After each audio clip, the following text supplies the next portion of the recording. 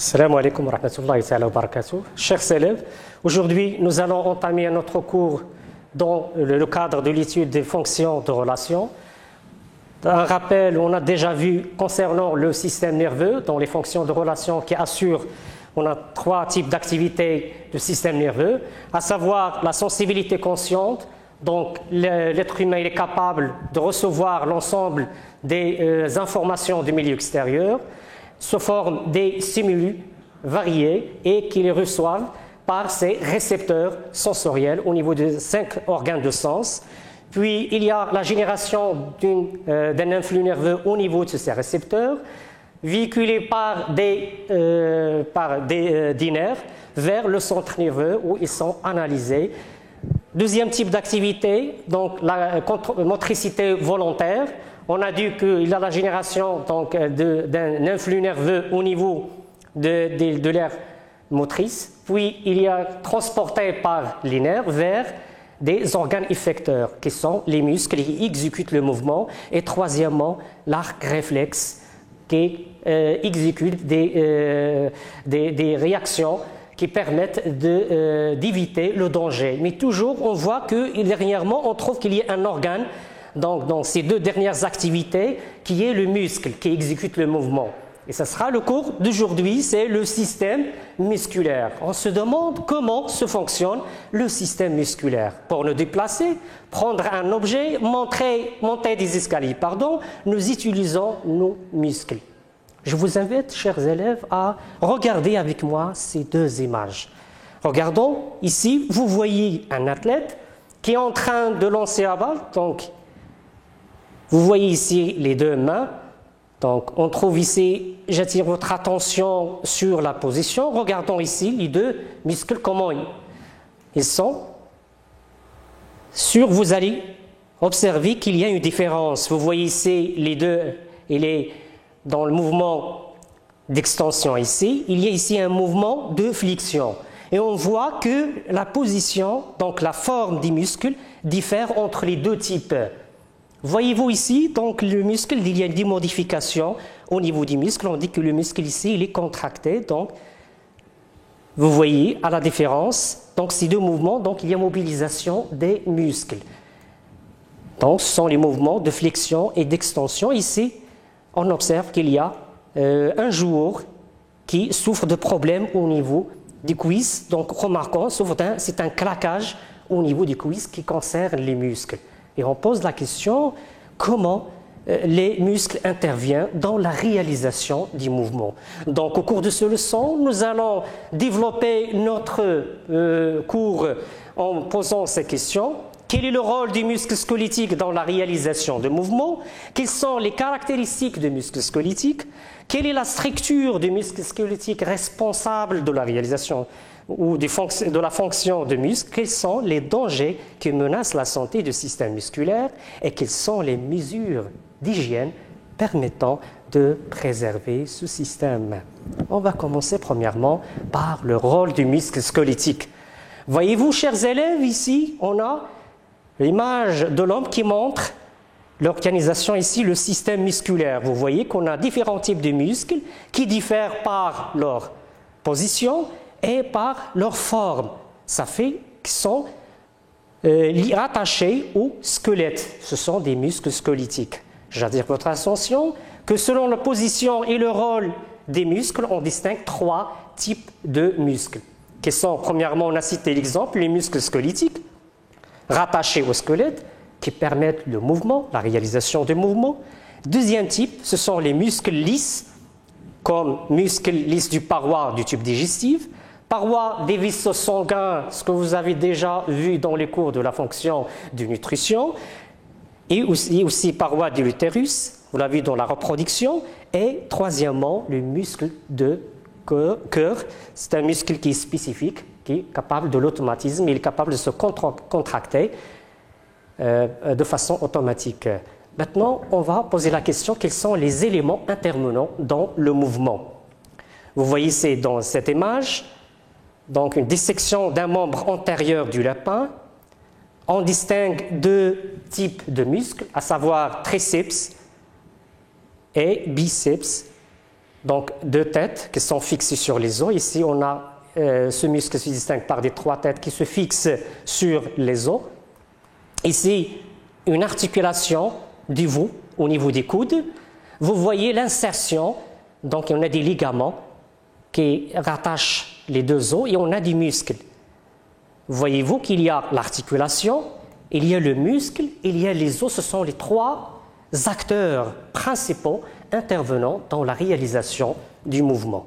Donc la réalisation d'un mouvement met en jeu les muscles, les tendons, ce sont les structures par lesquelles les muscles se fixent sur les os bien évidemment qui sont mobiles au niveau des articulations, les tendons qui assurent la fixation des muscles sur les os par des articulations. On va traiter précisément le mouvement de flexion et d'extension. Lors du mouvement de flexion et d'extension de l'avant-bras, voyez-vous dans l'image, 2 muscles situés le long du bras, qui sont le biceps et le triceps, subissent des modifications. Chers élèves, essayons de comparer entre les deux, qu'on a déjà signalé dans les premières images.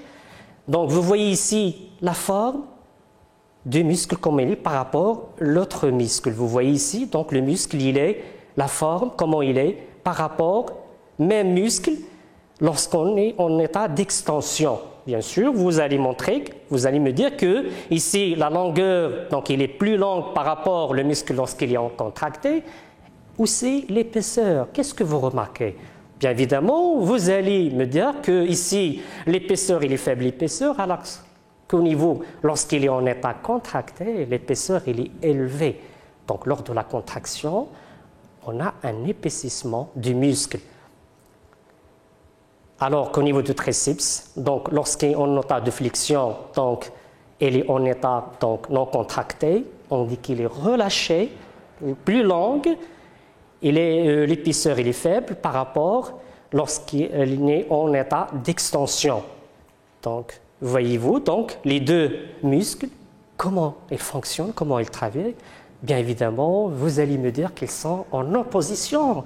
On dit qu'en antagonisme, donc sont en opposition dans leur fonctionnement. Donc l'exécution des mouvements de flexion et d'extension met en jeu des muscles antagonistes, c'est-à-dire dans le fonctionnement, il est opposé. C'est l'un des muscles, il est en état contracté, alors l'autre, il est en état relâché, ce qui permet donc de bouger les os et de les ramener par rapport, donc de les déplacer l'un par rapport à l'autre. Donc muscle fléchisseur et muscle extenseur. Donc permet l'extension, fléchisseur qui permet de ramener donc lorsqu'il est en état contracté. Nous retenons. Qu'est-ce qu'on peut retenir à partir de cette activité, chers élèves? Les muscles squelettiques sont attachés aux os par les tendons. Elles reçoivent les influx nerveux en provenance du centre nerveux permettant des mouvements volontaires et involontaires. Donc, dont la réalisation fait intervenir les os, les tendons, les articulations. L'exécution des mouvements de flexion et d'extension met en jeu des muscles antagonistes, muscles fléchisseurs et muscles extenseurs. En termes de cette activité, on pose la question, quelles sont les propriétés de ces muscles qui permettent alors la réalisation de ces mouvements? C'est l'objet de la 2e activité caractéristique du muscle squelettique. Chers élèves, je vous invite toujours à prendre un stylo et notez bien ces informations. Alors, on va les servir par la suite lors de la résolution des problèmes et des questions. Voilà ici. Donc pour dégager les caractéristiques, alors on propose l'expérience suivante. Donc on a isolé un muscle gastrocnémien de grenouille et on a fixé l'une des extrémités et on a mesuré la longueur de ce muscle.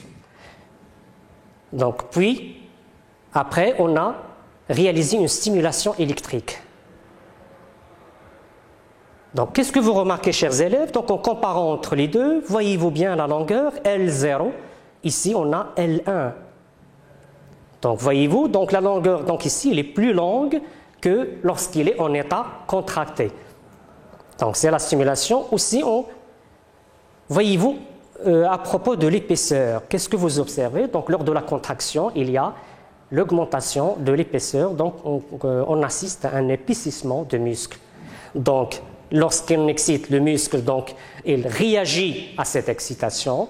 Qu'est-ce qu'on peut tirer comme propriété à partir de cette constatation? Donc, on dit que le muscle, il se caractérise par la propriété, par la caractéristique de l'excitabilité.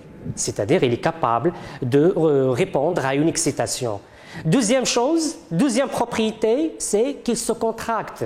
Une fois, lorsqu'il se réagit à l'excitation, donc il se contracte en se raccourcissant et en s'épaississant. Donc il y a un épaississement, un raccourcissement. Donc on dit la deuxième propriété qu'on peut dégager, c'est la contractilité. Donc ce sont les caractéristiques qu'on peut tirer.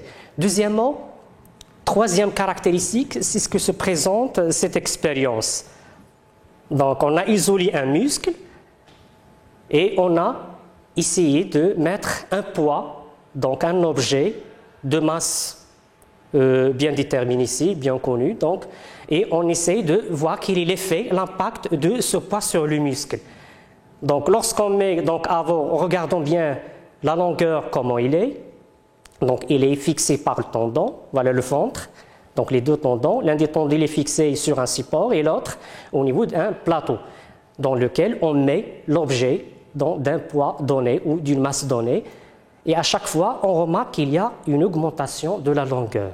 Regardons ici, lorsqu'on met une masse de 5 grammes, l'élongation du muscle en millimètres est de 5. Lorsqu'on met une masse de 10 grammes, l'élongation est de 7. Lorsqu'on met une masse de 20 grammes, on observe qu'il est 10. Alors qu'une masse de 30 grammes, l'élongation est de 11,5 mm. Qu'est-ce que vous observez? Donc, on peut dire qu'à chaque fois, lorsqu'on augmente la masse, le muscle s'allonge davantage. Donc, en passant de 5 à 11,5. Et puis, qu'est-ce qu'on observe à la fin? Que le muscle reprend sa longueur initiale. Mais lorsqu'on met un poids de 60 grammes, qu'est-ce qu'on obtient comme élongation? Une élongation de 13 mm. Mais regardons au niveau de l'observation. Qu'est-ce qu'on observe? Que le muscle ne reprend pas sa longueur initiale. Voilà, donc, qu'est-ce qu'on peut dire? Donc, la question, c'était de déduire la caractéristique du muscle squelettique montrée par cette expérience. Est-ce que vous allez arriver, chers élèves, à déduire cette caractéristique? Bien évidemment, à chaque fois, lorsqu'on met un poids, on observe qu'il y a une élongation et que le muscle reprend sa longueur initiale. Ça veut dire quoi? Que c'est comme, donc il est élastique. Le muscle, on dit élastique, donc il est capable de s'allonger et de reprendre sa longueur initiale. Mais cette élasticité, voyez-vous ici, donc si on dépasse un poids quelconque, donc on observe que le muscle ne reprend pas son poids ou sa longueur initiale. Donc qu'est-ce qu'on peut dire? Que cette élasticité, elle est limitée. Et donc, en résumé, quelles sont ces trois caractéristiques du muscle? Donc, le muscle squelettique se caractérise par trois principales propriétés, à savoir l'excitabilité, c'est la capacité du muscle à réagir à une stimulation. La contractilité, donc, c'est la capacité d'un muscle à se contracter, donc en s'allongeant et en s'épaississant. Donc, il y a des modifications au niveau de ces muscles. Troisièmement, l'élasticité limitée. C'est quoi? C'est la capacité du muscle à reprendre sa forme initiale. Alors, cette capacité limitée, d'où proviennent?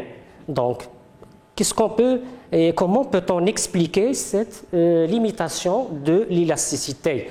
Et je reviens à l'image, on a dit, lorsqu'on a soumis le muscle à un poids de 60 grammes, donc il y a un allongement, mais cet allongement, donc, il arrive jusqu'à 13 mm. Et le muscle ne reprend pas sa longueur initiale. Donc, ça signifie qu'au niveau, il y a des modifications au niveau du muscle.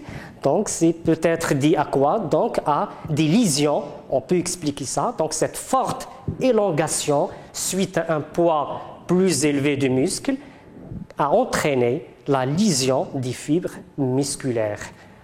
Donc, ce qui a entraîné donc, sa destruction et le muscle n'arrive pas à reprendre ou à retrouver sa longueur initiale. Donc, pour assurer donc, cette propriété, donc, on va se demander de poser d'autres questions concernant la structure. Comment se structure cet organe? Donc, quelle est la structure tissulaire de ce muscle qui leur permet de jouer son rôle? C'est ce qu'on va voir dans la séance prochaine, Inch'Allah. Et merci, chers élèves, pour votre attention et à la prochaine fois.